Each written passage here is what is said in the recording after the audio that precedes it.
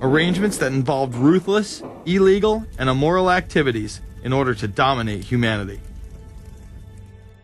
Despite all of the evidence that has just been presented, this network would fall down the memory hole, even though 14 convictions were made in the Iran-Contra scandal.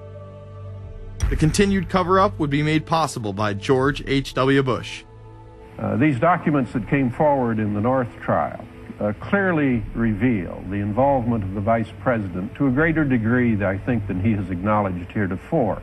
This, of course, did not stop him from pardoning those involved during the twilight of his presidency.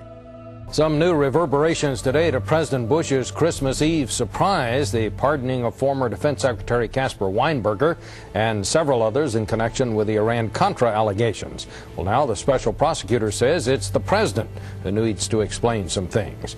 The real issue is why the notes weren't produced 5 years ago when the congressional investigation and the independent counsel's investigation had requested them.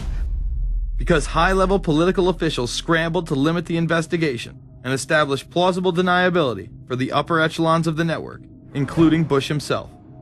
So who is this guy, and how did he come to power? To understand that, we must first take a look at his father, Prescott. Prescott was born into privilege and became extremely influential in business, intelligence, and politics. He helped establish the CIA out of the Army's Office of Strategic Services with the Dulles brothers, and served as a senator in the state of Connecticut. However, during his time serving as one of the directors of Union Banking Corporation, he was doing business with Nazis. The Bushes have been sort of at the heart of the military-industrial complex since its very beginning, and that Prescott was involved in a firm that actually fronted for Nazi firms in America. In fact, Union Banking and its subsidiaries were seized by the United States government in October of 1942 under the Trading with the Enemy Act. After the war, the assets were returned, a few fines were paid, and it was swept under the rug of forgotten history.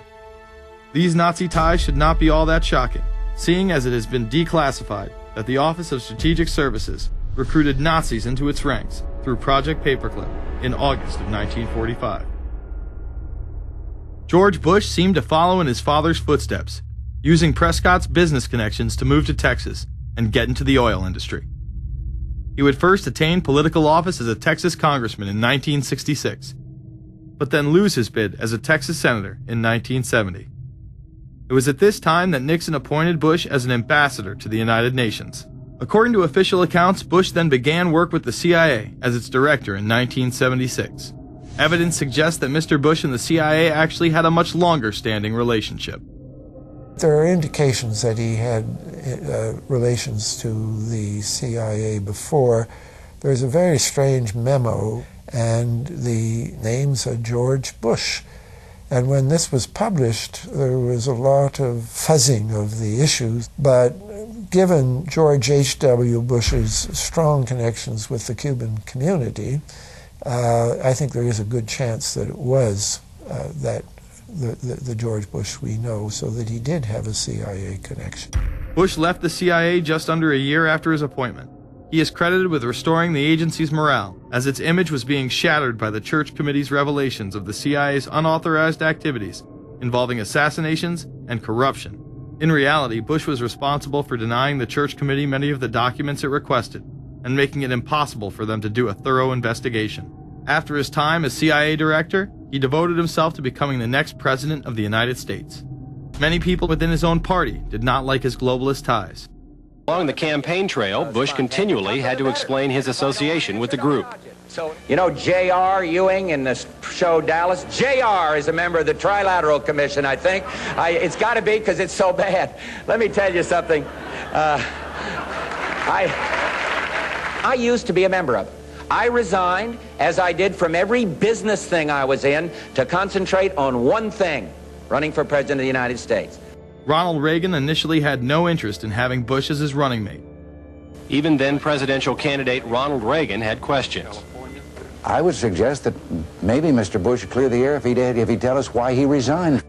Reagan's backers then forced him to choose their intelligence frontman, George H.W. Bush, as his vice president. But in spite of last year's campaign rhetoric, all seems to be back to normal between George Bush and his old colleagues. And President Reagan, who is relying on many of these powerful business leaders to make his economic package work, will host commission representatives at the White House Monday. After Reagan's election, there was an attempt on his life, just 69 days into office. Astoundingly, Bush would again be connected. So just who is John Hinckley Jr.?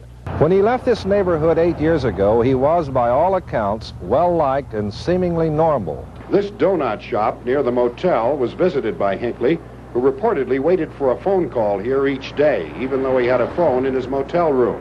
The nature of the calls is not known. A touch of irony. The young man walking with the elder Hinckley is 30-year-old Scott Hinckley, John Jr.'s brother.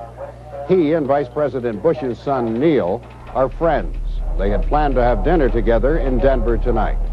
The plans have been canceled. We were told Hinckley was a madman acting alone. If that was the case, why was he making phone calls from a payphone down the road instead of his hotel room? Why was the would-be assassin's brother a family friend of the man who stood to gain the presidency?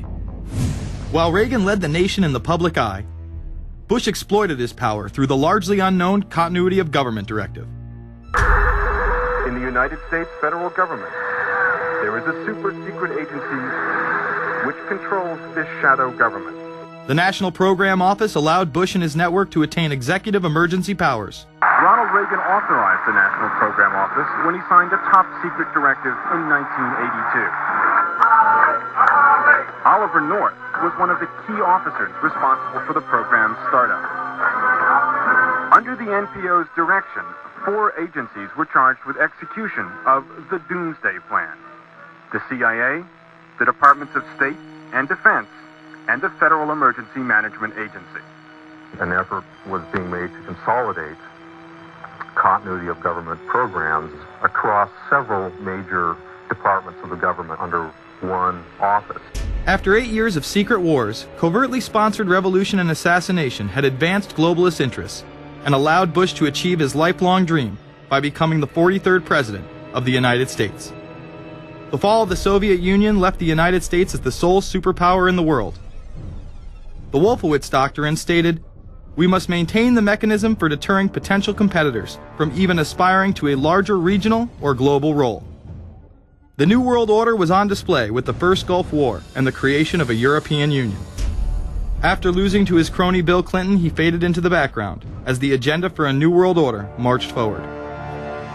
After 1989, President Bush said, and it's a phrase that I often use myself, that we needed a New World Order. We have just exposed many of the globalist operations, including drug dealing, funding terror, dealing arms, and taking over the United States government by stealth. Whenever these agendas were threatened, those who opposed them ended up dead.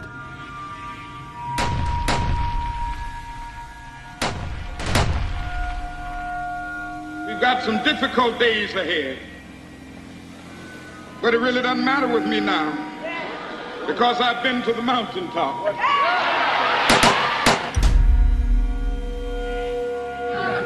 My thanks to all of you, and now it's on to Chicago, and let's win there. Thank you very much. Gave a paper about all 3 of the big assassinations in the 60s, which was John F. Kennedy, Bobby Kennedy, and Martin Luther King. And there are certain common denominators. I call these events deep events. We've become accustomed to the idea that every now and then something is going to happen, and we just know from the beginning we're not going to get to the bottom of it. And the more they happen, the more reconciled we've become to this state of affairs. In 1978, the House Select Committee on Assassinations could not ignore there was a conspiracy in regards to the assassination of John F. Kennedy and Martin Luther King Jr. Good evening. A congressional committee has concluded that President John Kennedy and civil rights leader Martin Luther King Jr., both of them, were probably killed as the result of conspiracies. The House Assassinations Committee wound up its 2-year study by recommending that the Justice Department look into both cases. In the assassination of Dr. Martin Luther King, the committee concluded the likelihood of conspiracy. The committee's summary of findings says President Kennedy was probably assassinated as a result of a conspiracy, that its evidence establishes a high probability that 2 gunmen fired at the motorcade. The committee concluded that President Kennedy did not receive adequate Secret Service protection in Dallas, that the CIA was deficient in sharing information before and after, that the Justice Department and Warren Commission failed to pursue possible conspiracies and made their conclusions too definite. There seems to be no debate that the CIA and Secret Service were involved in the assassination, as you can clearly see 2 Secret Service agents being taken away from their positions